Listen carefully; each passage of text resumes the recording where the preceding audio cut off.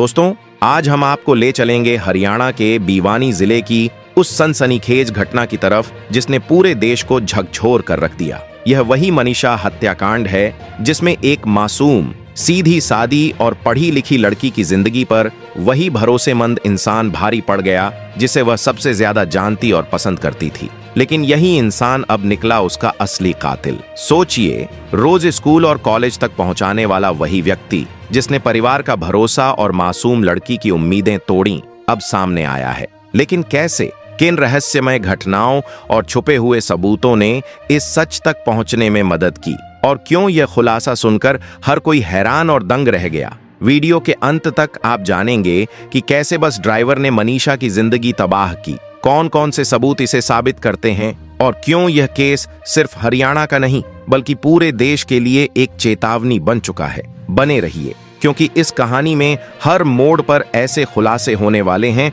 जो आपकी रूह को हिला देंगे।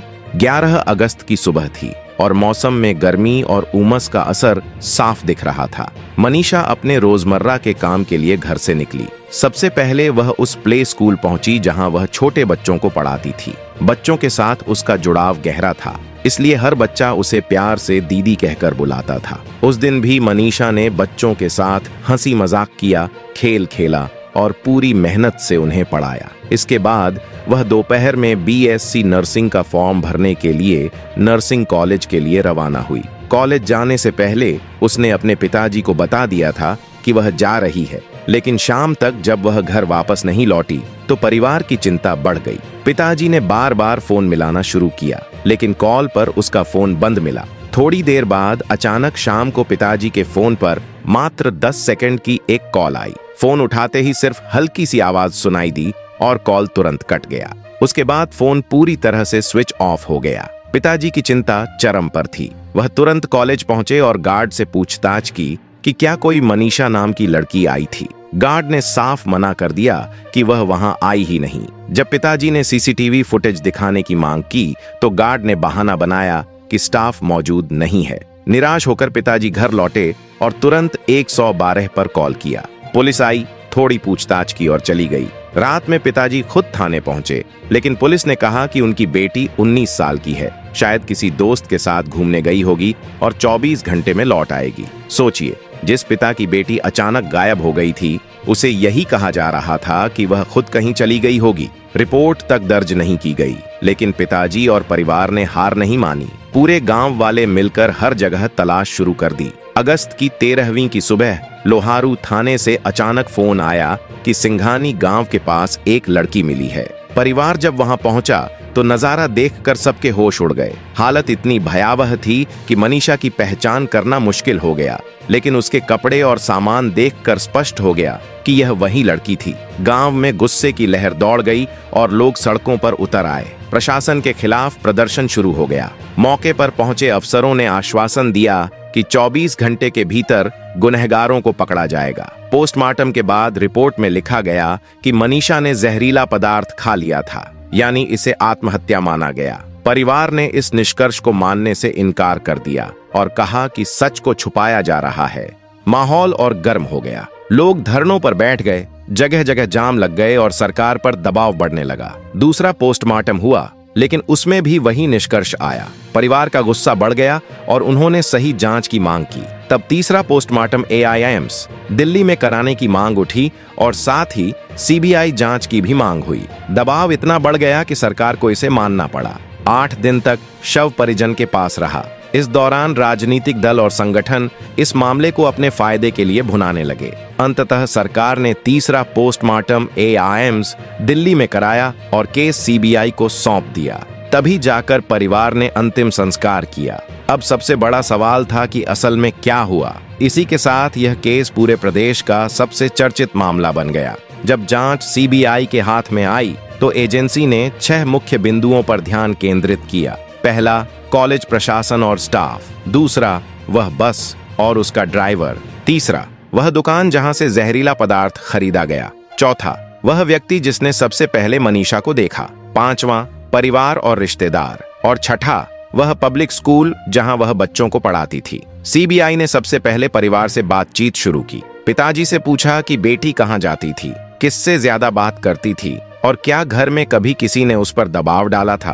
पिताजी कई बार बयान बदलते दिखे, लेकिन अफसरों ने उन्हें समझाया कि सच बताना ही बेटी को न्याय दिला सकता है। इसके बाद सीबीआई प्ले स्कूल पहुंची, वहां के कैमरे और रजिस्टर खंगाले और देखा कि वह किस समय स्कूल से निकली। फिर कॉलेज पहुंचकर वहां के कैमरे और फुटेज की जांच की गई और यह सुनिश्चित किया गया कि कहीं फुटेज डिलीट तो नहीं हुई। कॉलेज प्रशासन से घंटों सवाल जवाब किए गए, लेकिन सबसे अहम पूछताछ हुई बस ड्राइवर से। वही ड्राइवर जो रोज मनीषा को कॉलेज ले जाता था। जब एजेंसी ने उसे सख्ती से पूछताछ के लिए बुलाया तो वह टूट गया और उसकी आंखों से आंसू निकल आए। बस ड्राइवर ने खुलासा किया कि मनीषा सुबह की बस से निकली थी, लेकिन शाम को बच्चों को छोड़कर घर लौटने पर पता चला कि वह घर नहीं आई थी। उसने तुरंत पिताजी को सूचित किया। ड्राइवर ने बताया कि मनीषा स्वभाव से शांत और मिलनसार थी, कभी किसी से झगड़ा नहीं करती थी, लेकिन पिछले 2 दिन से वह किसी गहरे तनाव में नजर आ रही थी।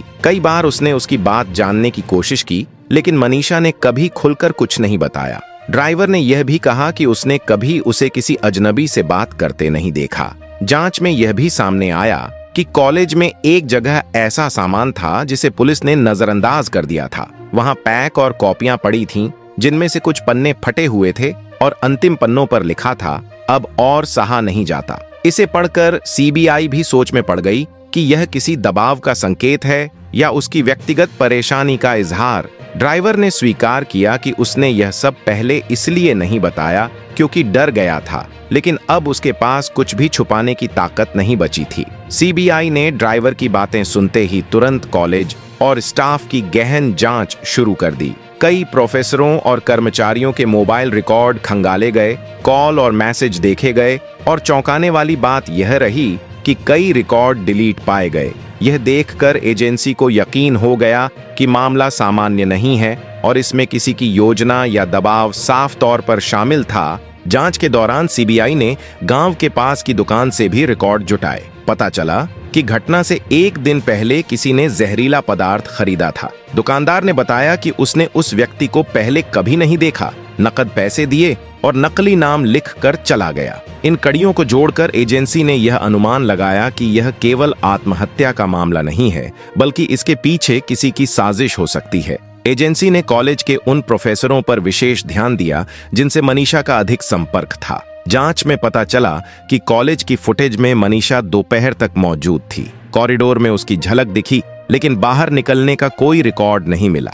यानी उसकी एंट्री तो रिकॉर्ड में थी, लेकिन एग्जिट का सबूत नहीं। इससे शक और गहरा गया कि क्या फुटेज जानबूझकर डिलीट की गई थी। इस बीच सीबीआई ने तय किया कि परिवार और कॉलेज दोनों पर निगरानी रखी जाएगी। कई गवाह बुलाए गए। पहला गवाह बस ड्राइवर था, जिसने फिर दोहराया कि मनीषा पिछले कुछ दिनों से परेशान थी। दूसरा गवाह कॉलेज का साथी था, जिसने कहा कि वह पढ़ाई में अच्छी थी और किसी से झगड़ा नहीं करती थी, लेकिन एक बार उसने कहा था, काश मेरी जिंदगी थोड़ी आसान होती। तीसरा गवाह दुकानदार था, जिसने माना कि जहर उसकी दुकान से खरीदा गया, लेकिन खरीदार कौन था यह साफ नहीं बता सका। इन बयानों ने पूरे मामले की तस्वीर को और उलझा दिया। परिवार और गांव के लोग बार बार कहते रहे कि इतनी मासूम मनीषा खुद ऐसा कदम नहीं उठा सकती, लेकिन सबूत साफ दिखा रहे थे कि उस पर गहरा दबाव था। सीबीआई ने जांच और गहन कर दी, कॉल रिकॉर्ड, बैंक खातों और हर छोटे बड़े लेन देन की पूरी पड़ताल की। धीरे धीरे नए सबूत और कड़ियां सामने आने लगीं, जो इस केस की गंभीरता और रहस्य को और बढ़ा रही थीं।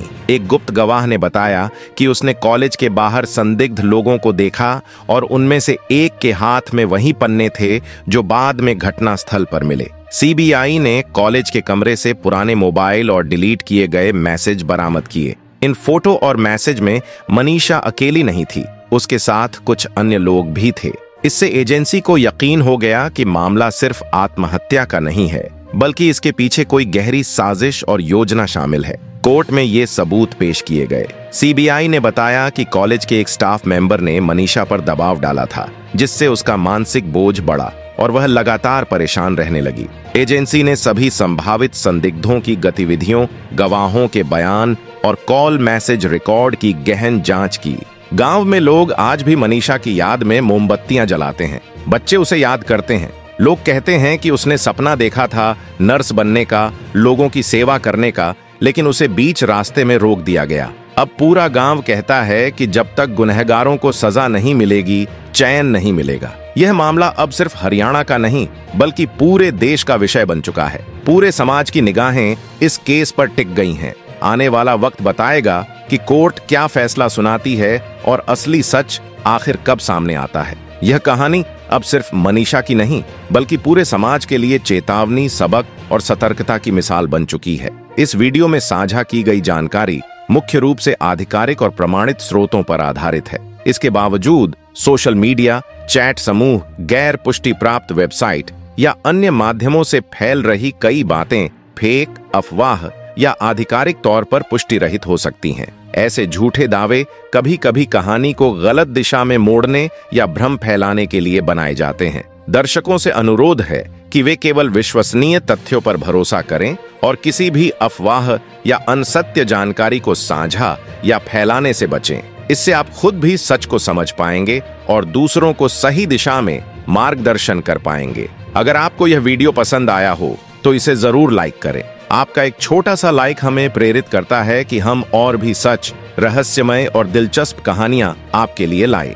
इसे अपने दोस्तों, परिवार और सोशल मीडिया पर शेयर करें ताकि ज्यादा से ज्यादा लोग इस केस की पूरी सच्चाई, रहस्यमय पहलुओं और छुपी हुई जानकारियों से वाकिफ हो सकें। और हाँ, हमारे चैनल को सब्सक्राइब करना बिल्कुल न भूलें और बेल आइकन दबाएं ताकि आप हमारी आने वाली सभी सनसनीखेज कहानियों, अपडेट्स और रहस्यमय मामलों की जानकारी सबसे पहले पा सकें। हमारे चैनल पर हर वीडियो आपको ऐसे खुलासों और रहस्यों के करीब ले जाएगा जो आपकी सोच को झकझोर देंगे और हर मोड़ पर रोमांच से भर देंगे। इसलिए बने रहिए हमारे साथ, क्योंकि हम आपको ले चलेंगे सच और रहस्य की उन गहराइयों में जहां हर नया खुलासा आपके लिए एक नई चौंकाने वाली जानकारी लेकर आएगा। लाइक, शेयर और सब्सक्राइब करना न भूलें और बनिए हमारे सफर का हिस्सा, जिसमें हर कहानी में छिपा है एक सच्चाई और रोमांच का पन्ना।